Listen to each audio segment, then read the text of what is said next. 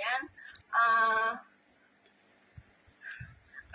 kahit ako po ay inoperahan, kumita lang naman, di ba, ng bonggang-bongga talaga.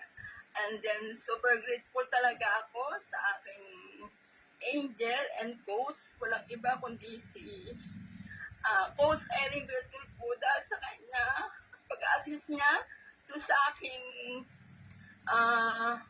yung sa aking DF po na isa na nag-VIP.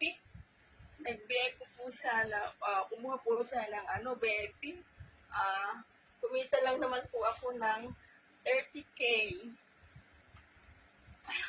Dahil kahit inoperahan ay kumita pa rin. Kaya nga sabi ko, talagang ito yung business na sobrang amazing talaga kasi tawag doon, hindi ka mag-isa kasi tulungan dito katulad ko, di ba, may sakit ako, nasa ospital ako, inooperahan ako, pero kumita ako, di ba, bonggang-bongga talaga, as in, kumita talaga ako ng 30K in 1 hour. Oh,